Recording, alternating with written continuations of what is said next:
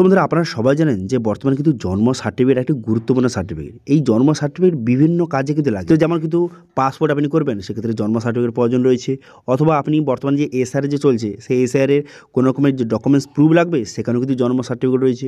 এছাড়াও বিভিন্ন কাজে বিভিন্ন জায়গায় কিন্তু জন্ম সার্টিফিকেটের খুবই কিন্তু গুরুত্ব রয়েছে। তো সেই জন্য আজকে ভিডিওতে আপনাদের দেখাবো যে অনলাইনে সঠিক পদ্ধতি এবং নতুন নিয়মে কীভাবে জন্ম সার্টিফিকেটের জন্য অনলাইনে আবেদন করবেন তার স্টেপ বাই স্টেপ প্রসেস কিন্তু দেখিয়ে দেবো। ঠিক আছে, এবার যদি আপনার বয়স যদি 1 থেকে 100 বছরের মধ্যে আপনার বয়স হয়ে থাকে, ধরুন আপনার বয়স কিন্তু 10 বছর, 15 বছর, 20 বছর, 30 বছর আপনার বয়স হয়ে গেছে।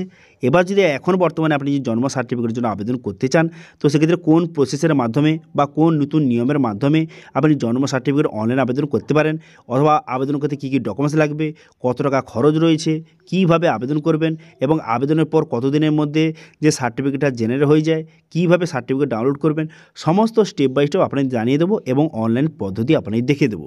তো সেই জন্য ভিডিওটা প্রথম থেকে শেষ পর্যন্ত অবশ্যই দেখবেন মনোযোগ সহকারে, এবং আমাদের চ্যানেলে প্রথমবার ভিজিট করে থাকলে আমাদের চ্যানেলটিকে সাবস্ক্রাইব করে রাখুন এবং পাশে থেকে বেল আইকনটিকে অবশ্যই প্রেস করে রাখুন। তো চলুন আজকে ভিডিওটা শুরু করা যাক। তো প্রথমত এই গভর্নমেন্টের অফিসিয়াল ওয়েবসাইটে চলে আসবেন, যে জন্ম মৃত্যু তথ্য .wb.gov.in, এখানে চলে আসবেন। এই লিঙ্ক ভিডিও ডিসক্রিপশনে প্রোভাইড করে দেবো, সেখান থেকে ডাইরেক্ট এখানে চলে আসবেন।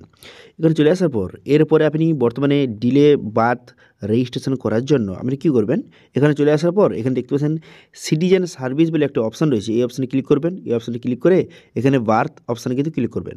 এখানে সিটিজেন সার্ভিস অপশানে ক্লিক করে বার্থ অপশানে ক্লিক করে এখানে নিচের দিকে আসার পর দেখতে পাচ্ছেন এখানে ডিলে বার্থ রেজিস্ট্রেশন, এই অপশানগুলো আপনি ক্লিক করবেন। এবার এই অপশানে ক্লিক করে দেওয়ার সঙ্গে সঙ্গে তারপর নেক্সট পেজ কিন্তু আপনার সামনে ওপেন হয়ে যাবে। ঠিক আছে, তো সেই জন্য আমি এই অপশানে ক্লিক করলাম। এই অপশানে ক্লিক করে দেখতে পাচ্ছেন এখানে কিন্তু এরকম একটি অপশান খুলে গেল। এখানে বলছে যে মোবাইল নাম্বার দিতে। এবারে এখানে আপনার মোবাইল নাম্বারটা সঠিকভাবে বসিয়ে দেবেন। ঠিক আছে, এখানে আপনার মোবাইল নাম্বারটা সঠিকভাবে বসিয়ে দেওয়ার পর তারপর আপনি কী করবেন, এখানে গেট ওটিপি বাটনে ক্লিক করবেন। এবার গেট ওটিপি বাটনে ক্লিক করে দেওয়ার সঙ্গে সঙ্গে এই যে মোবাইল নাম্বার দিলেন, মোবাইল নাম্বারে একটা ওটিপি পাঠানো হবে। সেই ওটিপিটা এখানে সঠিকভাবে বসিয়ে এখানে সাবমিট ওটিপি বাটনে ক্লিক করবেন। সাবমিট ওটিপি বাটনে ক্লিক করে দেওয়ার সঙ্গে সঙ্গে তারপর কিন্তু ওটিপিটা সাবমিট হয়ে যাবে এবং যে রেজিস্ট্রেশনের পেজ কিন্তু আপনার সামনে ওপেন হয়ে যাবে। ঠিক আছে, অ্যাপ্লিকেশনের পেজ দেখতে পাচ্ছেন এইভাবে কিন্তু ওপেন হয়ে গেল। এবারে কী কী ডিটেলস ফিল আপ করবেন ভালো করে মনোযোগ সহকারে দেখে নিন, কারণ এখানে কিন্তু বর্তমানে অনেক নতুন অপশান যুক্ত করা হয়েছে, অনেক অপশান বাদ দিয়ে হয়েছে, অনেক নতুন নিয়ম কিন্তু চালু করা হয়েছে। ঠিক আছে, সেজন্য ভালো করে দেখে নিন। এখানে বলা হয়েছে যে লিগ্যাল ইনফরমেশান, এখানে বলা হয়েছে শিশুর তথ্য। এখানে প্রথম কিন্তু শিশুর তথ্য আপনাকে দিতে হবে। এবার যদি আপনার নামে আবেদন করে থাকেন সেক্ষেত্রে আপনার ডেট অফ বার্থটা সঠিকভাবে বসিয়ে দেবেন। ঠিক আছে, আপনার ডেট অফ বার্থটা সঠিকভাবে বসিয়ে দেওয়ার পর তারপর আপনি কী করবেন, জেন্ডারটা এখান থেকে সিলেক্ট করবেন। করে দেওয়ার পর ফার্স্ট নেম, তারপর মিডিল নেম এবং লাস্ট নেমটা সঠিকভাবে বসিয়ে দেবেন। ঠিক আছে, বসিয়ে দেওয়ার পর তারপরে দেখতে পাচ্ছেন মাল্টিপল প্রেগনেন্সি। এবার যখন আপনি জন্ম হয়েছিলেন, ঠিক আছে, আপনি সিঙ্গেল হয়েছিলেন না টুইনস হয়েছিলেন সেটা আপনি এখান থেকে সিলেক্ট কিন্তু করে নেবেন। ঠিক আছে, এবার যদি আপনি অন্য কারোর আবেদন করে থাকেন সেক্ষেত্রে সে সিঙ্গেল হয়েছিল বা টুইনস হয়েছিল সেটা সিলেক্ট করতে হবে। তারপরে কোথায় হয়েছিলেন, যে হসপিটাল না হাউস, কোথায় হয়েছিল, যদি হসপিটাল হয়ে থাকেন সেক্ষেত্রে হসপিটালের এখানে অ্যাড্রেসটা পুরো ডিটেলসটা আপনাকে সিলেক্ট করতে হবে, যে কোন হসপিটালে হয়েছিলেন সেটা কিন্তু এক এক সিলেক্ট কিন্তু করে নেবেন। সেক্ষেত্রে এখানে ব্লক বা মিউনিসিপ্যালিটি, তারপরে পঞ্চায়েতের নাম, তারপরে হসপিটাল টাইপ এখান থেকে সিলেক্ট করবেন। করে দেওয়ার পর হসপিটাল নামটা এখান থেকে সিলেক্ট কিন্তু করে নেবেন, যেই হসপিটালে আপনি হয়েছিলেন। ঠিক আছে, অথবা যদি হাউসে হয়ে থাকেন সেক্ষেত্রে হাউস এখান থেকে সিলেক্ট করতে পারেন। ঠিক আছে, তো এখানে সিলেক্ট করে নিয়ে তারপরে কী করবেন, এখানে বলা আছে পিতার এখানে তথ্য আপনাকে দিতে হবে, অর্থাৎ আপনার বাবার নাম এখানে বসিয়ে দেবেন, বাবার ফার্স্ট নেম, মিডিল নেম, লাস্টে বসিয়ে দেবেন। বসিয়ে দেওয়ার ইমেল আইডি, তারপরে মোবাইল নাম্বার থেকে মোবাইলে বসিয়ে দেবেন। বসিয়ে দেওয়ার পর তারপরে আইডি প্রুফ, এখানে আইডি প্রুফ জায়গায় আপনি যে কোনো একটা আইডি কার্ড এখান থেকে সিলেক্ট করবেন। যদি আধার সিলেক্ট করে থাকেন সেক্ষেত্রে আধার কার্ডের নাম্বারটা বসিয়ে দেবেন। বসিয়ে দেওয়ার পর সেই আধার কার্ডটি এখানে আপলোড কিন্তু করে দেবেন। 250 কেবির মধ্যে উভয় পাস কিন্তু আপনাকে আপলোড করতে হবে, এই কথাটা মাথায় রাখবেন। তারপরে এখানে আপনার মায়ের ডিটেলস বসাতে হবে, সেই জন্য আপনার মায়ের ফার্স্ট নেম, মিডিল নেম, লাস্টে বসিয়ে দেবেন। বসিয়ে দেওয়ার পর যদি ইমেল আইডি থেকে থাকে তো ইমেল আইডি দেবেন, যদি না থেকে তাহলে দেওয়ার দরকার নেই। তারপরে মোবাইল নাম্বার এটা কিন্তু অবশ্যই দিতে হবে, এখানে মোবাইল নাম্বার বসিয়ে দেবেন। বসিয়ে দেওয়ার পর তারপরে আইডি প্রুফ হিসেবে এখানে আধার কার্ড সিলেক্ট করতে পারেন। যদি আধার কার্ড সিলেক্ট করে থাকেন সেক্ষেত্রে আধার কার্ড নাম্বারটা এখানে সঠিকভাবে বসিয়ে দেবেন। বসিয়ে দেওয়ার পর আধার কার্ডটি সঠিকভাবে আপলোড কিন্তু করে দেবেন। এবার বলা হয়েছে এখানে মাতৃমা আইডি, আপনার মায়ের কি মাতৃমা কোনো আইডি রয়েছে, যদি থেকে সেটা আপনি বসিয়ে দেবেন। যদি না থেকে সেক্ষেত্রে বসানোর দরকার নেই। ঠিক আছে, তারপর নিচে আসবেন। নিচে আসার পর বলা হয়েছে যে শিশুর জন্মের সময় আপনার মায়ের ঠিকানা, ঠিক আছে, শিশু জন্মের সময় মাতার ঠিকানা এখানে বসাতে হবে, অর্থাৎ যখন আপনি জন্মগ্রহণ করেছিলেন তখন আপনার মায়ের ঠিকানা কোথায় ছিল সেটা আপনাকে বসিয়ে দিতে হবে। তো সেক্ষেত্রে এখানে বসিয়ে নেবেন যে এখানে হাউস নম্বর, তারপরে এখানে স্ট্রিট নেম, তারপরে পোস্ট অফিস, তারপরে পিন, এখানে সমস্ত ডিটেলস একে একে সিলেক্ট কিন্তু করে নেবেন। ঠিক আছে, এখান থেকে স্টেট সিলেক্ট করবেন, তারপরে ডিস্ট্রিক্ট সিলেক্ট করবেন। করে দেওয়ার পর তারপরে ব্লক বা মিউনিসিপ্যালিটি সিলেক্ট করবেন। করে দেওয়ার পর তারপরে কিন্তু আপনি ভিলেজের নামটা সঠিকভাবে সিলেক্ট কিন্তু করে নেবেন। যখন আপনি জন্মগ্রহণ করেছিলেন তখন আপনার মায়ের ঠিকানা ঠিকানা কোথায় ছিল সেটা আপনি সঠিকভাবে সিলেক্ট করে নিলেন। করে নেওয়ার পর এখানে এরপর বলা হয়েছে যে পার্মানেন্ট অ্যাড্রেস, বর্তমানে আপনার মায়ের স্থায়ী ঠিকানা। এবার উপরে যে অ্যাড্রেসটা দিলেন এটাই কি আপনার মায়ের স্থায়ী ঠিকানা, যে পার্মানেন্ট অ্যাড্রেস? যদি হয়ে থাকে তাহলে এখানে টিকচিহ্ন মারবে। টিকচিহ্ন মেরে দেওয়ার সঙ্গে সঙ্গে এখানে কিন্তু অ্যাড্রেসটা অটোমেটিক ফিল আপ কিন্তু হয়ে যাবে। এবার যদি না হয়ে থাকে সেক্ষেত্রে ম্যানুয়ালি আপনাকে বসাতে হবে, ঠিক আছে। তারপর নিচে আসবেন, নিচে আসার পর এখানে কিন্তু কিছু ডিটেলস বসাতে হবে, আপনার বাবা মার ডিটেলস। সেক্ষেত্রে রিলিজন, এক্ষেত্রে রিলিজনটা সিলেক্ট করবেন, হিন্দু মুসলিম যেটা হয়ে থাকে সেটা সিলেক্ট করবেন। করে দেওয়ার পর বাবা কতদূর পড়াশোনা করেছে সেটা সিলেক্ট করবেন। করে দেওয়ার পর আপনার বাবা কী কাজ করে সেটা সিলেক্ট করে নেবেন। সেম একইভাবে আপনার মায়ের কতদূর পড়াশোনা এবং আপনার মা কী কাজ করে সেটা আপনি এখান থেকে সঠিকভাবে সিলেক্ট করে নেবেন। করে নেওয়ার পর এবার নিচে আদার ইনফরমেশান এখানে দিতে বলছে। এবার এখানে বলছে যে আপনার মায়ের বয়স কত ছিল, ঠিক আছে। যখন বিয়ের সময় আপনার মায়ের বয়স কত ছিল সেটা আপনি এখানে সঠিকভাবে বসিয়ে নেবেন। এবার আপনার মাকে জিজ্ঞাসা করে আপনি সঠিকভাবে বসিয়ে দেবেন। বসিয়ে দেওয়ার পর তারপর এখানে কী করবেন, এখানে যে ডেলিভারি সময় যে কে পরিচর্যা করেছিল, এবারে এখানে ডক্টর নার্স সিলেক্ট করতে পারেন অথবা কে পরিচর্যা করেছিল সেটা আপনি সঠিকভাবে এখান থেকে সিলেক্ট কিন্তু করে নেবেন। করে নেওয়ার পর এখানে বলা আছে যে শিশু জন্মের সময় মায়ের ঠিকানা, অর্থাৎ যে আপনি যখন জন্মগ্রহণ করেছিলেন তখন আপনার মায়ের বয়স কত ছিল সেটা আপনি এখান থেকে সিলেক্ট করবেন। করে দেওয়ার পর এখানে নর্মাল ডেলিভারি হয়েছে না সিজার হয়েছে সেটা আপনি এখান থেকে সিলেক্ট করবেন। করে দেওয়ার পর তারপর এখানে বলা আছে যে আপনি সহ কতজন জন্মগ্রহণ করেছিলেন, তো সেক্ষেত্রে সংখ্যাটা লিখে দেবেন। করে দেওয়ার পর তারপর এখানে বলা আছে যে ওয়েট কত ছিল জন্মের সময়, আপনার ওয়েটটা কত ছিল সেটা আপনি এখান থেকে বসিয়ে দেবেন। যে 3 কেজি, 3.5 কেজি, 4 কেজি যত হয়ে থাকে সেটা আপনি সঠিকভাবে এখানে বসিয়ে দেবেন। বসিয়ে দেওয়ার পর তারপরে এখানে যে প্রেগনেন্সি উইক এগুলো কিন্তু না দিলেও চলবে। দেখুন যেগুলো কিন্তু স্টার মার্ক দেওয়া রয়েছে সেগুলো আপনাকে অবশ্যই ফিল আপ করতে হবে, বাদ বাকিগুলি না দিলেও কিন্তু হবে। সেক্ষেত্রে এগুলো ছেড়ে দিতে পারেন।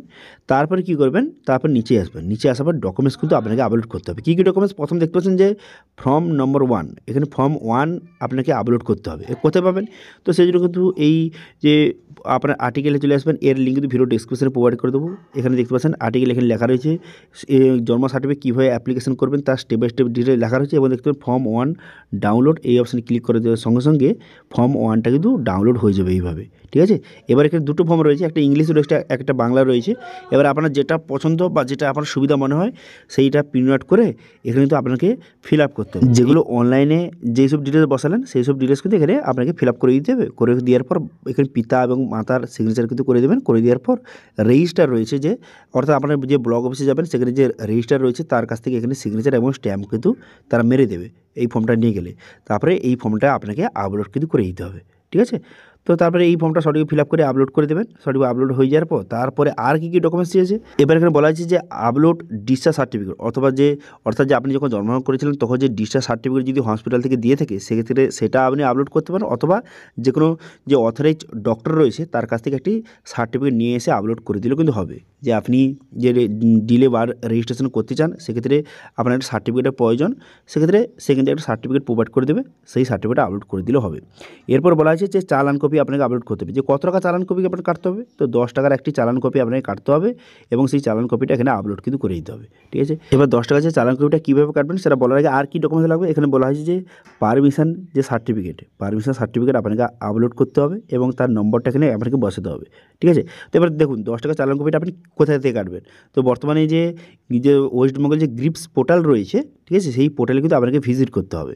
তো দেখতে পাচ্ছেন এই যে দেখতে পাচ্ছেন গ্রিপস 2.0 এই যে বর্তমান নতুন পোর্টাল, এই পোর্টালে এসে এখানে পে নাও অপশানে ক্লিক করে আপনাকে 10 টাকার একটি চালান কপি কিন্তু কাটতে হবে, ঠিক আছে। এবার কীভাবে চালান কপি কাটবেন, এবার এটা যদি ভিডিও চান অবশ্যই কমেন্ট করুন, আমি নেক্সট ভিডিওতে আপনাকে দেখিয়ে দেবো, ঠিক আছে। এবার 10 টাকা চালান কপি কেটে সেটা আপনাকে আপলোড করতে হবে এবং সঙ্গে যে পারমিশন সার্টিফিকেট এটা আপনি কিন্তু অনলাইনে আবেদন করতে পারেন, ঠিক আছে। অনলাইনে ই ডিস্ট্রিক্ট যে পোর্টাল রয়েছে সেখান থেকে আপনি খুব সহজে পারমিশন সার্টিফিকেটের জন্য আবেদন করতে পারবেন এবং সেই সার্টিফিকেটটা এখানে আপলোড করে দেবেন, ঠিক আছে। এই কোয়ালিটি ডকুমেন্টস কিন্তু আপনাকে সঠিকভাবে আপলোড করে দিতে হবে।